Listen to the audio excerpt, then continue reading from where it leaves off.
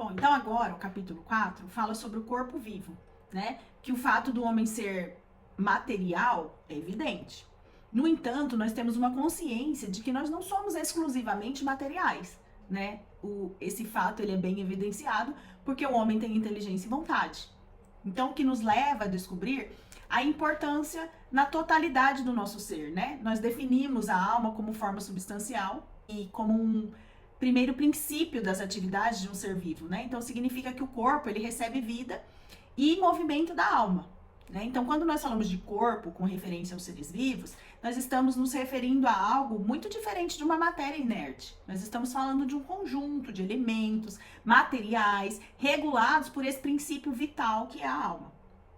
Então, nós podemos distinguir o corpo vivo da matéria inerte reconhecendo essa estrutura ordenada, o seu dinamismo autônomo, né? O corpo vivo, ele é inicialmente um conjunto unitário e organizado de partes capazes de realizar as determinadas atividades, independentemente de outros corpos, né? Então, eu tenho essa imanência e é por isso que o nosso corpo ele é chamado de organismo, né? É um sistema no qual as partes elas são ordenadas e direcionadas para a perfeição do todo. Acho que nós falamos isso no capítulo 2. O corpo humano ele tem essas características devido à sua perfeição, que é comunicada pela alma, né? O corpo ele tem essa perfeição, tanto no plano estrutural quanto no plano dinâmico. O corpo animado no plano estrutural, ele tem essa organicidade, né? O corpo ele é um composto de partes. Essas partes múltiplas, elas se encontram numa relação umas com as outras. O corpo, ele tem ele não é um agrupamento de elementos, mas ele tem as suas partes todas ordenadas para um fim. Cada parte possui uma função específica, né? É um conjunto de um todo, mas onde cada parte tem a sua função específica que contribui para essa perfeição do todo.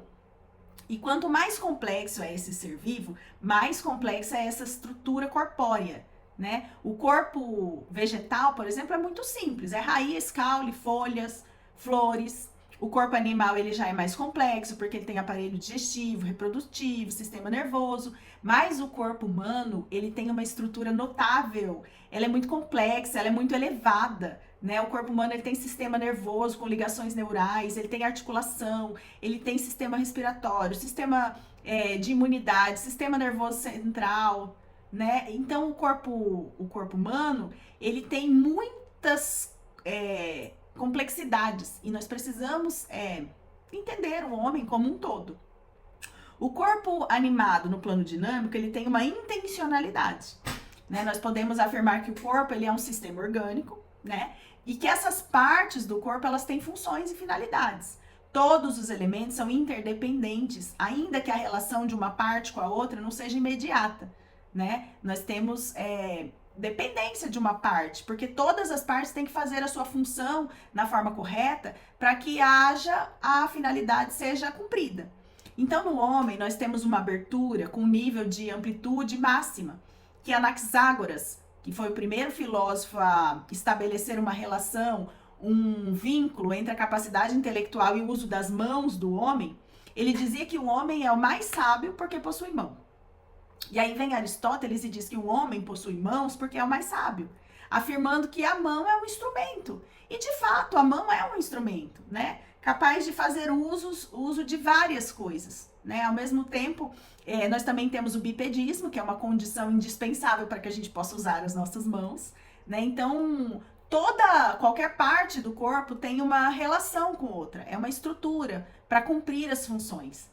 Então, no corpo humano, essas funções, elas não correspondem somente a funções materiais, elas vão além, elas refletem abertura para algo maior, né? O ser humano, ele não é altamente especializado numa coisa, ele consegue ter uma visão ampla, ele consegue ter algo que dê flexibilidade, né? Então, o ser humano, ele é capaz de usar as mãos para transformar uma matéria-prima em algo que ele precise, transformar um pedaço de madeira numa flecha, né? O ser humano ele faz uso das mãos de forma muito inteligente, é o único ser que consegue fazer este uso, né? Então, aí vem, o autor traz para nós essa noção dos órgãos, né? Então, as diversas partes do organismo em virtude da estrutura e das funções, são chamadas órgãos.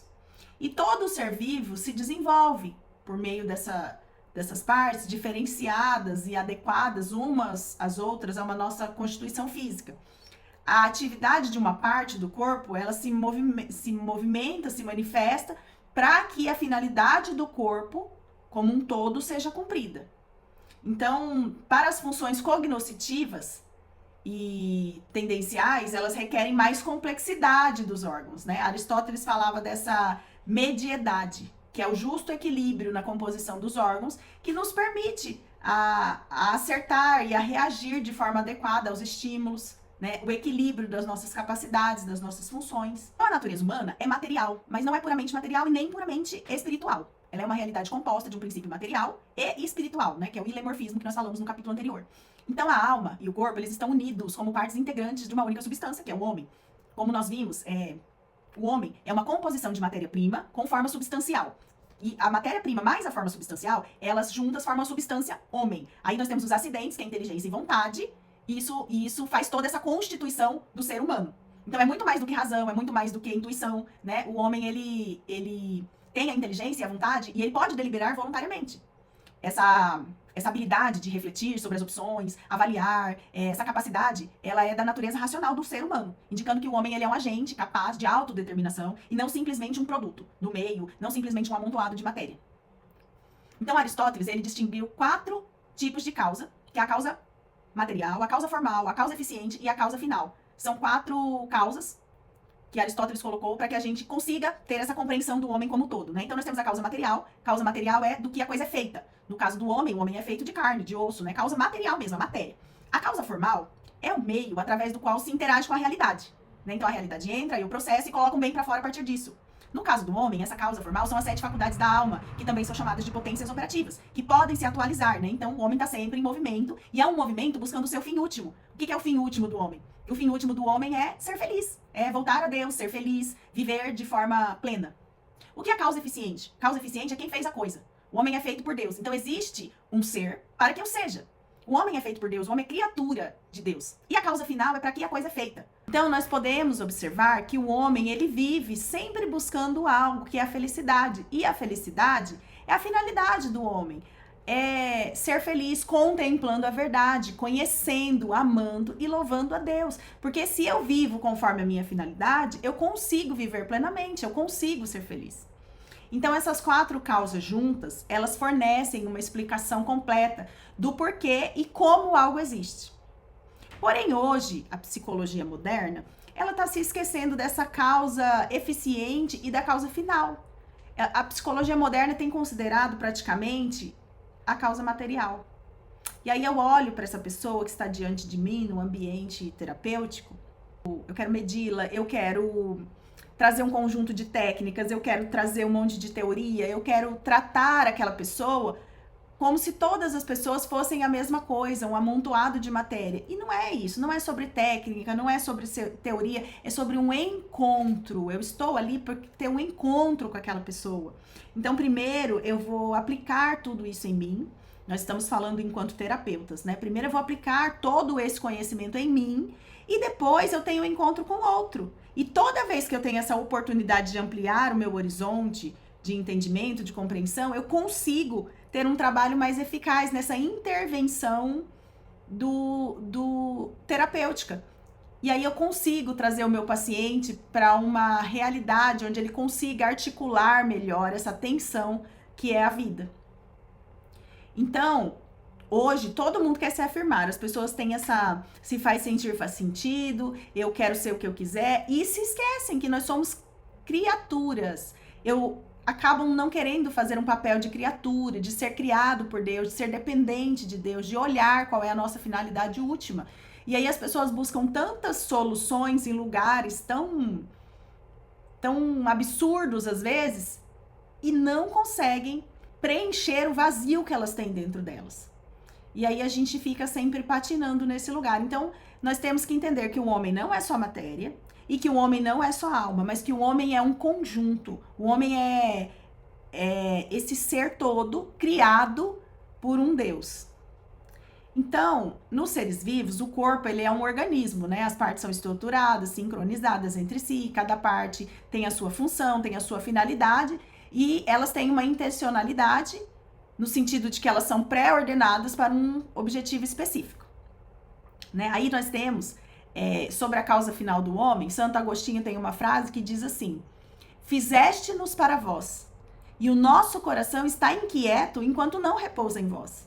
Então é do homem, está intrínseco no homem esse desejo pela plenitude. E o desejo da plenitude é voltar para o lugar de onde nós viemos. É o encontro com Deus, é saber a nossa finalidade última, para que a gente possa ser feliz conhecendo e aderindo à verdade. A verdade é Deus. Então, o corpo, ele é entendido como essa dimensão, né, toda de físico e espiritual. Eu não posso observar o corpo somente como uma das partes e ignorar toda essa dimensão ética, essa dimensão cultural, né? E essas especificidades da alma humana. A corporeidade é a percepção do homem como um todo, né? A vivência do corpo, aquilo que inclui, aquilo que eu vou percebendo ao longo da minha vida, os meus relacionamentos, como o mundo influencia a maneira como as pessoas se percebem, como elas são percebidas. Então, a teoria da evolução, ela traz para nós esse impacto de diversas áreas da antropologia, da psicologia, da sociologia. No entanto, ela tem algumas controvérsias, né? Especialmente nos contextos religiosos, onde as tradições religiosas, elas resistem a essa evolução do homem ao ancestral, né? A gente tem esse conhecimento de que o homem é um ser criado por Deus, nós já vimos isso nos capítulos anteriores. Nós viemos de Deus, nós somos criaturas e a nossa tendência à felicidade é viver a plenitude buscando Deus.